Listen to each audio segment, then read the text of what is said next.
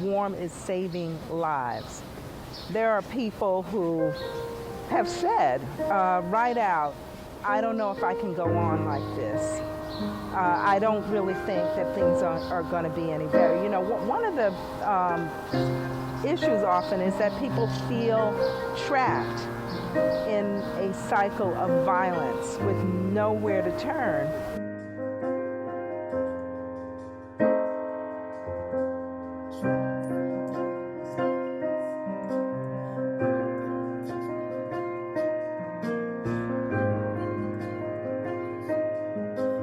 Out that root because we want to make sure we dig deep to get to the root, and that's what healing. That's where the healing begins. We got to dig deep down, and that's where the healing begins. Before you can do anything about a problem, you have to be aware of the problem and aware of a need to do something. So Warm really addresses that in a really big way.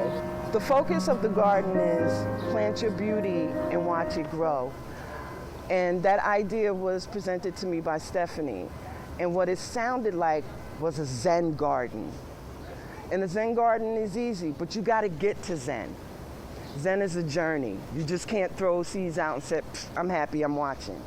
It's work. Like life, it's work. I'm holding in my hands these weeds which come out what we call the healing garden. And it really shows us how deep sometimes the root of pain, abuse, and evil are. But we were shown that we can turn this into a healing garden where we work and where we are shown that we can replant our own plans of happiness and power and empowerment, for that matter, and gratitude.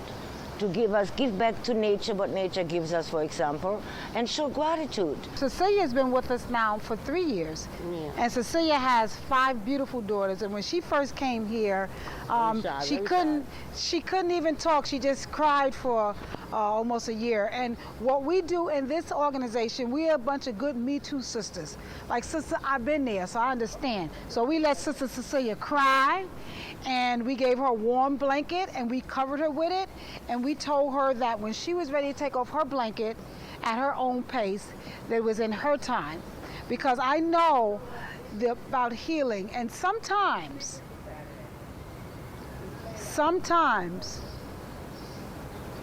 the exposure when someone else rips off your blanket, it can kill you. So we gently nurture and help her take off her blanket. We don't pull off nobody's blanket. Warm provides psychoeducational groups, support groups to men, women, families, actually. Warm is a vehicle for services that all people need. Warm helps with housing, getting clinical services, individual psychotherapy, family therapy, group. Warm provides people with a lot of their basic needs. I gave birth to Warm 5 years ago. Found myself in a very painful and fetal position and had no idea that I was actually giving birth to this organization. I just knew that it was very painful, and I was coming out of another abusive relationship. But this time, something was different. This time, something... Isolation, feeling ashamed, just feeling closed in and stigmatized, and then just having Warm, the advocate, Stephanie, just come into court, just come into a place that you were able to open up and feel that it's okay to say that I'm so broken down. Yes, and I came because I needed a lot of help. My life was at stake, and your group helped me. And because I got help with all in the courts, with the police, at home, getting this evenness out of my home, then now that's why I stay with your organization, so that I could help others. Because I was helped, then I realized that I have to help others with the group, though. I'm at a place that I don't have to look over my shoulder. I'm at a place that I love myself, and I'm at a place that I have so much, like I can look to my future and do so much with what I've learned, and open to learn so much more. That's like how I feel and where I'm at. Painted and worn allowed me to become a beautiful flower. It allowed me to start life all over again. It allowed me to come back and to help other women come from weeds and turn into roses. It's so beautiful to see your growth and to share your growth and to be able to pass it on. And then sometimes, you know, you go back there and you say, wow, thank you, God. Thank you for giving me an opportunity to use my life as a classroom. And I encourage everyone to use their lives as classrooms, because that's what it's all about. You know, we learn and then we pass it on and we share.